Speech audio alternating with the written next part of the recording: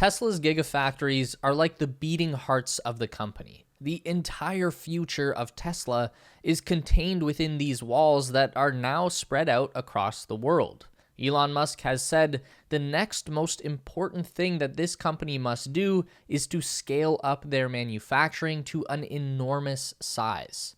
High volume production on a level that has never been seen before in the automotive industry or even manufacturing as a whole. It is a very ambitious plan, and the only way to accomplish this is going to be to put each Gigafactory into motion at its full potential, while at the same time continuing to expand the network with new factories in new strategic locations. So, let's do our regular check-in and see how progress is going at each of Tesla's Gigafactory locations, plus their legacy plant in Fremont, California, and we'll get into just a bit of speculation about where the next Gigafactory will be located. So, let's get going.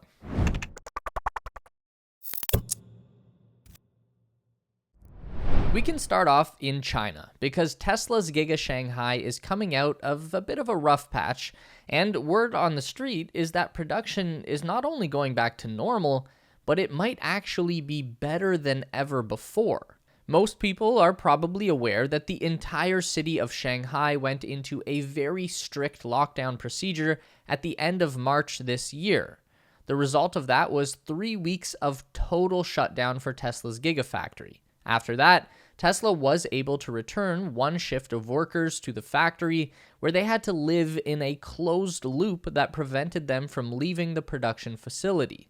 This was eventually expanded to 2 shifts of closed-looped workers in May, and as of June 1st, the city's restrictions were lifted and operations were allowed to return to normal. Obviously, that had a negative effect on Tesla China delivery numbers, going from a high watermark of 68,000 units produced in January down to what seems to be 33,500 units produced in May. Now, early reports for June numbers are suggesting that productivity is not only back to pre-shutdown levels, but has actually grown to higher volume. Unofficial reports are pegging Tesla China deliveries at around 45,500 cars delivered as of June 19th. They're able to reverse engineer these numbers from the vehicle registrations and insurance policies issued. Now, obviously, delivery is separate from production. These cars could just be built sometime earlier and are now being rolled out because of some lockdown disruptions. But that's still a very strong result so far, regardless of the circumstances. And we can make a pretty confident assumption that the productivity on June 1st was still very low compared to where it is now, later in the month. So if you extrapolate the numbers out, then we should see Tesla China deliveries for June 2022 hit somewhere between 70 and 75,000 units, which would be a new all-time high. I think that's what the financial nerds would call bullish. We're also expecting that work will continue next month to upgrade Giga Shanghai's existing production line to add another 20,000 units per month capacity to the factory. This would give them a run rate of about 85,000 per month and a yearly production of about 1 million cars. In addition to that, we know that Tesla plans to begin construction on a whole new manufacturing facility in a different part of the city, about 50 kilometers away. If not for local restrictions, this construction would probably be underway already. As far as we know, the projected capacity for Giga Shanghai Part 2 would be around 450,000 cars per year. Considering it took Tesla about 12 months to build the first stage of their current Shanghai factory, it's probably a safe bet to say that construction on the additional plant will take about 1 year as well. While Shanghai races to catch up like the rabbit, Giga Berlin is slowly soldiering along like a tortoise. Production of customer vehicles officially began on March 14th, 2022 at Tesla's Germany plant. But we're off to a very slow start. It looks like in the first 3 months of production, Giga Berlin manufactured just shy of 9,000 Model Y vehicles, which is not bad, but Troy Teslike on Twitter made a little comparison chart that puts Berlin numbers for the first 3 months up against Giga Shanghai numbers for their first 3 months, and we can see a pretty stark difference. From their launch in January 2020 to March 2020, Giga Shanghai produced over 16,500 Model 3 vehicles, so about double the productivity of Berlin's first 3 months. This would be less bullish, I think. There are obviously some headwinds affecting Giga Berlin. For one, Germany just has a very meticulous culture. They don't seem to do anything quickly at all, but a big reason, number two, seems to be trouble with hiring new workers. Reports from Germany are suggesting that Tesla isn't offering competitive wages, and therefore they are not pulling skilled auto workers away from established factories. Tesla says they anticipate employing around 12,000 people when the factory is at full capacity. Their current headcount is around 3,000.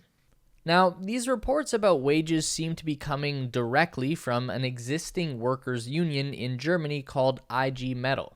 So there is going to be some inherent bias in their opinion, but if the fact remains that moving to Tesla would mean taking a pay cut, which they claim could be as high as 20%, then yeah, obviously very few experienced workers are going to make that choice.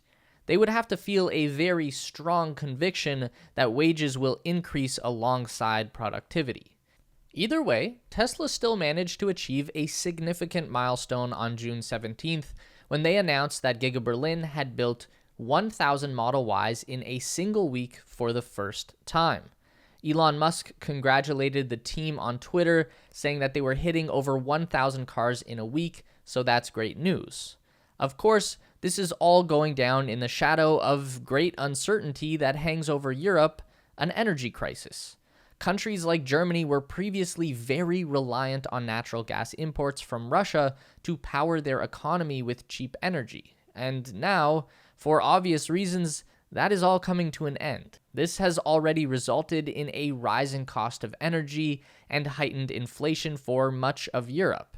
It's important to remember that as bad as inflation on fuel prices are here in North America, they are much worse in Europe.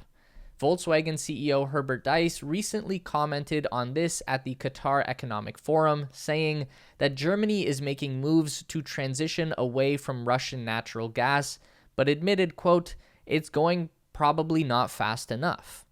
Looking at the most recent drone flyovers, I can't see any indication that Tesla is installing solar panels on the roof of Giga Berlin like they are at Giga Texas, so not likely to see Tesla generating their own power anytime soon, if ever. Looking at aerial views of both factories, the Giga Berlin roof doesn't look as well suited for solar installations.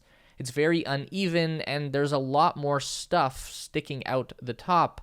I don't know what any of this is because I'm an idiot, but we can see pretty clearly that Giga Texas has a long, flat, barren roof, while Giga Berlin has a really busy roof. So I don't think there's much hope for Berlin going energy independent with renewables.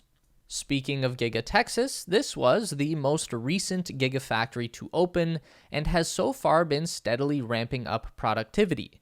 We've seen delivery events for these freshly minted Model Ys taking place around Dallas and Austin over the past week or so, and early predictions seem to indicate that Giga Texas will hit around 2,300 vehicles delivered in their first 3 months. I've seen some folks try and reverse engineer VIN numbers and manufacturing dates of these vehicles to work out that the factory was probably moving at a pace of around 600 vehicles per week as of early June and has likely accelerated since then. First impressions of these new Texas-made cars seems to be very positive so far. I have yet to see one person trashing the build quality on one of these cars, which is a very promising sign. We are still to this day seeing Model Ys out of the Fremont plant with some pretty gnarly manufacturing defects. Meanwhile, work continues around the main building at the Austin site. There is still a lot of work to be done.